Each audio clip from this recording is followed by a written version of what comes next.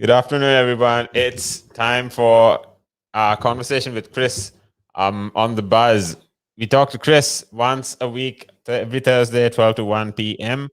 Now, this week we've got a cool conversation, a relevant topic actually, and it's really important that everyone comes to awareness on this concern, this topic, and the UN has said that by 2050, if we don't reach a certain target of self-sustainable or sustainable energy generation, things like that, earth could go to a really bad state. And we are currently risking people's lives, animals lives. It's There's a lot of fires, there's a lot of floods everywhere in the world right now.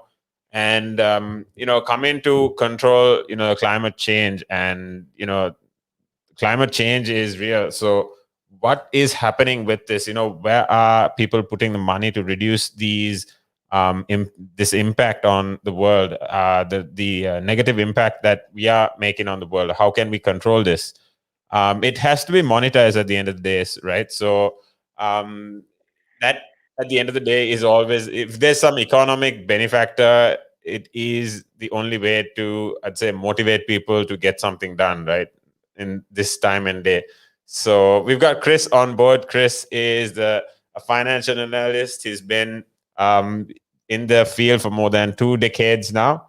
Chris runs a firm in UK called CS Jones, and he'll be breaking down what ESG is and where money is going, how you can make an impact, how you should bring awareness to these topics, and what the story is. Hi, Chris. Hey, Tim. Nice to have you here. What have you got in store for today? Well, yeah, I mean, it's topical, right? And we could probably expand this out into a whole series as well eventually. But ESG, people need to get involved. Climate control, we see it all the time. Well, we're actually experiencing it now. So we can go through what ESG actually is, Yeah. how people are looking at it in a bit of its history, because I think it's relevant. And then see how large companies, fund managers, banks, all that, how they incorporating it. Is it just a PR stunt, or is it actually something that people are doing? So yeah, it'll be interesting. That's true. Yeah. I mean, there are a lot of PR stunts that the biggest companies are also still doing. I mean, by just if they're packaging something with a plastic cup and a straw, they just switch the straw to a paper straw, and they say that they're going all environment friendly, when the people forget that the whole cup alone is plastic. That's just one example, honestly. But there's so many like that, in terms of manufacturing, construction, agriculture. There's so much of pollution done, in terms of, if it's air, if it's water, if it's land, whatever it is. There's so much that is going on, right? Yeah, I mean, we even have ESG funds that invest in Shell and BP and things like that. So it just you look under the head and it just doesn't make sense. But yeah, look, I mean, what does ESG actually mean? What does it stand for? I Yeah. mean, let's go. So it's an investment strategy which considers E, the environment, S, the social impact, and G, the governance. And that's governance of the company, and we can go break each of those down. So on the environmental side, what an investment company will look at is they will have in investment parlance, we have a negative and a positive screening bias, which means you either, in the negative screening, you leave companies out that don't meet certain criteria, and in positive screening, you include companies who meet certain criteria. And a fund will do one or the other. Okay. And so a negative Yeah. screening fund who claims ESG, or a company who claims to be ESG, who does negative screening, will say, okay, we're going to get rid of, in your example, all of our plastic cups by 2030, and we're going to go, recycled or paper or whatever. And as far as investment goes, it'll go, we won't invest in companies that sell tobacco or alcohol or petroleum or do any of those kind of either social harm or environmental harm. So that's the negative screening. And then the positive screening is, of course, well, We want to include companies who are moving towards sustainable practices. So that could be companies that may not, on the face of it, may not look like they are green companies. And these are like the Microsofts and the Googles and the Amazons and these kind of guys. However, they've got real policies in place, and you hope these are checked by the fund manager that are moving that company toward a more sustainable future, i.e., reducing their carbon footprint in a meaningful way, things like that. Yeah. It goes all the way down as well, which people need to understand is because a lot of people will go, and I see people around me here, and I'm sure you do as well, they drive an electric car and they think, oh, that's great. I say, okay, but hang on. You're plugging that into the wall. Where are you getting that electricity from the wall, right? Oh, well, I don't know. Well, you're getting it from the coal plant down the road, not down the road, but miles and miles away. And that coal plant gets its coal from an open pit mine, which, just destroys the whole eco environment around the place. And not only does that open pit mine cause an issue by burning the coal in the coal plant, there's all these heavy machinery that diesel run that's busy taking this out. And so you can go down that thing. So raw materials. And going back to almost where this comes from is also an important thought process in ESG, because if you've got a fund manager looking after a large amount of money and they're distributing those funds to companies on a sustainable basis, because that's the advert, and you don't want them to be a PR, you want it to be an actual sort of tool for change, then you've also got to make sure. And it's difficult, right? So it's getting easier because we're getting more tools. As it gets more traction, we're getting more tools. But at the moment, you've actually got to do some research yourself and go and have a look at it. But yeah, so the environmental is quite important, as we all know. But then the other two, people don't really look at because they're quite difficult to look at. So the social is anti-corruption, human trafficking, human rights, local communities, working conditions, those kinds of things. So, we had that whole debacle around Apple, right? And the child factories and things like that, child labor and things like that. But hang on, is that actually a social thing? Because now you say, okay, children shouldn't work. However, in that country, if the child doesn't work, a whole family starves. So there's quite a quandary there. So it's very difficult to ascertain that. Human rights are on the kind of trafficking side are a little bit easier to deal with because, with refugees and things like that. And of course, anti-corruption. Anti-corruption is a big thing. We don't see it all, but the corruption we do see, these funds won't invest money in those companies. It doesn't help at the moment, but hopefully it will, as more and more money goes through.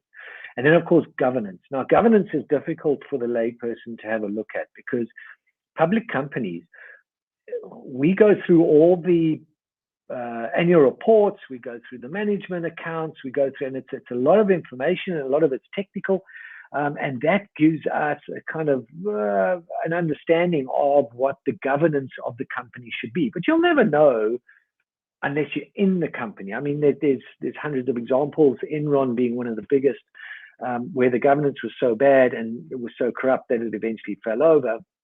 But, you can look at Tim Cook's notices for Apple and say, okay, that company looks good. They've even got an award for, best company to work at and things like that. However, employees in that company may have a different view. We heard of Amazon warehouses, where it wasn't good. So it kind of leads to that. We also go deeper. So we go for, has the company got a code of ethics? I mean, do they have a framework for how they behave when they're not looked at? I mean, because that's integrity as well. And board independence is also important. Most people don't realize this, but when we look at their board of directors, we want to make sure that there's independent or non-executive directors in there that are not beholden to that board or to the shareholders of that company. Why? Because that removes the conflict of interest and it ensures that the company behaves in a certain way, i.e. not a bad way just for its shareholders. So that's an important strategy as well. And then, of course, you may not think about this, but we also look in a governance scenario, we look at the tax strategy of the company. So is the company efficient, and are they paying their taxes correctly? And are they, because if you pay your taxes as a company and it goes to a good government, because we're assuming good countries here, that builds communities because that can be used for the right purposes. So it's quite a broad thing. And then it comes full circle round to, we go back into the social. So are you contributing to the local communities positively? And if you are, is that in an environmentally safe way? So ESG, it packs quite a lot into that little acronym. So there's quite a lot. That's correct. And assessing it is difficult because we're not just valuing a company on its accounts here, we're valuing a company on its actions. And it's important because we have to do it. You're right, climate change is done, dusted. I don't know if you've seen the climate change countdown clock on Sky. I think they've got this countdown clock. So what it's counting down to is 1.5% raise in temperature. Yeah. So I don't know how they worked it out, but there's this whole clock, and it's saying we had 1.22. I think we saw the other day. And it says in 11 years, I can't remember the exact figures I saw there, but in 11 years' time, we're going to get to 1.5%. I think even the Paris Climate Agreement was, a main goal of it, or the purpose of it, is to limit the increment of temperature by maximum 2 degrees at least till 2050, right? Because if we surpass that, that is our critical point. So Sky was saying 1.5% was the point of no return. Okay. So because as it is, things are pretty bad, right? Like mountains are mountains in the Alps are melting. Sea levels are rising. There's droughts that are starting. I think Madagascar is to announce their first famine. And there's so many floods going on around everywhere, and the fires in Amazon, in Australia, so many heat waves in Siberia. Yeah, exactly. Yeah, so it is pretty bad. It's I don't know, I just can't imagine what the thought process is that in people that don't accept that climate change is real, or that still act like it's just a joke. It's it's a serious problem, and people need to act on it altogether instead of just talking about it.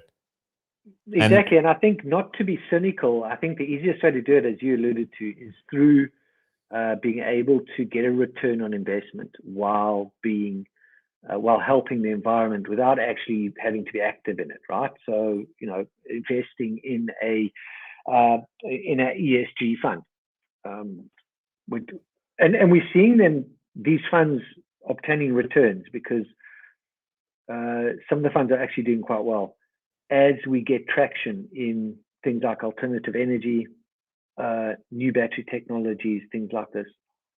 Yeah. But it's still a long way. It's a long way from reversing climate change, but it is something, and I'm starting to chat about it with clients more and more.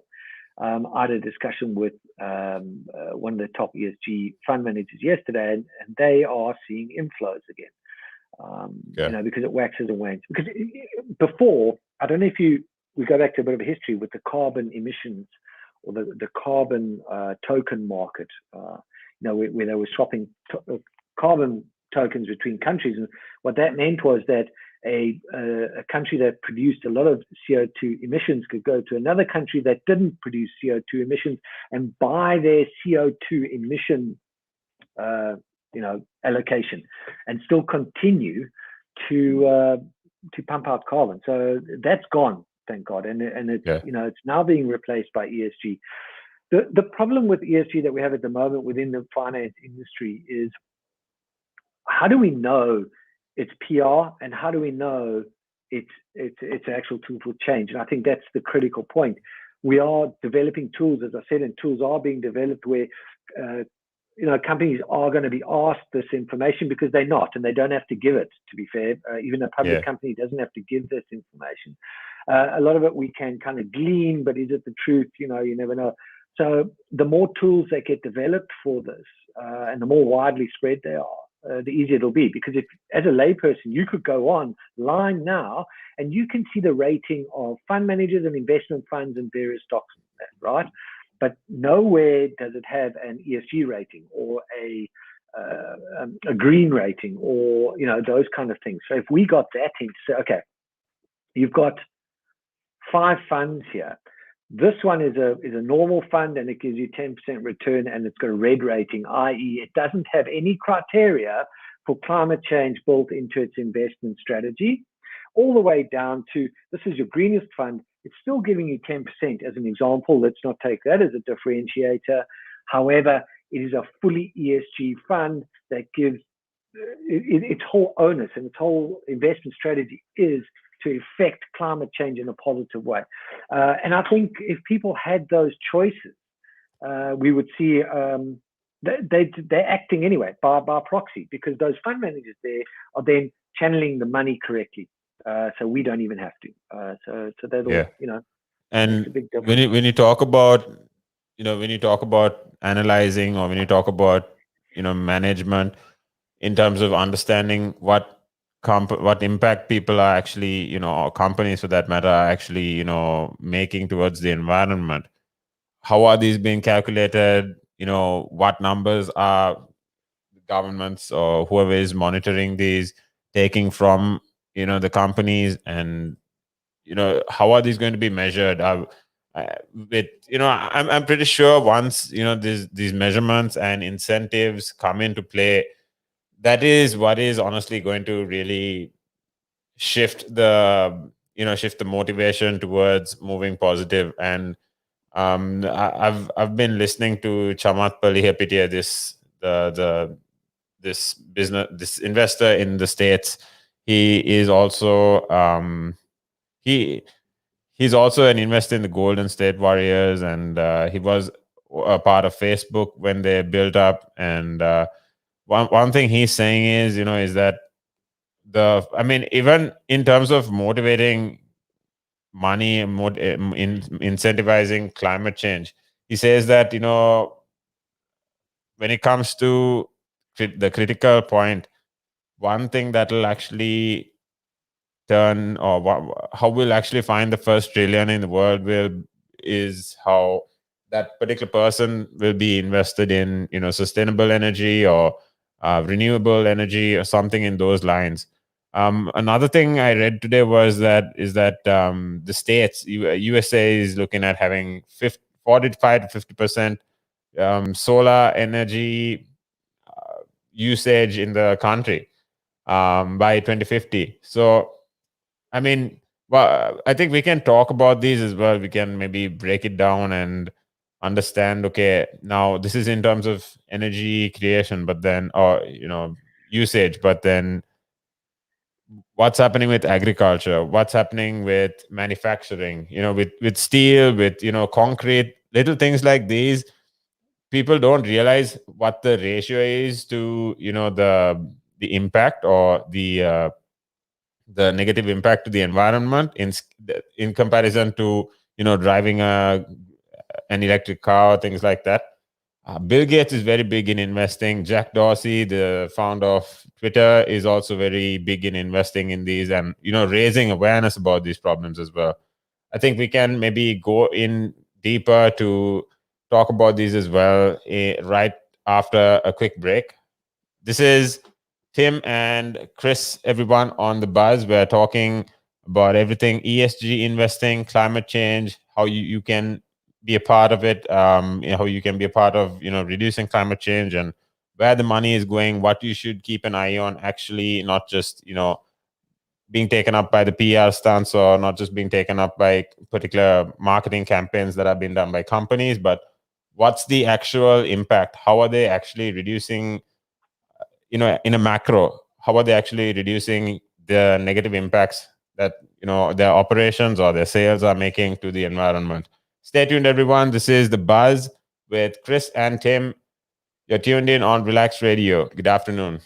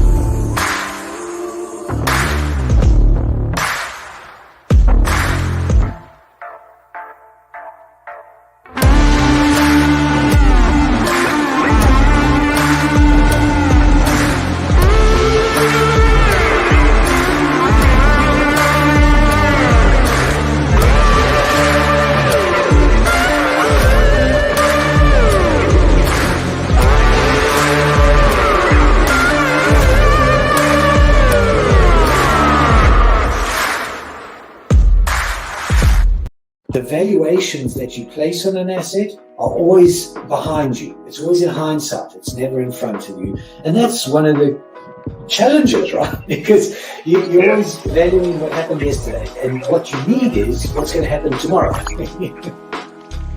What am I saving or investing for?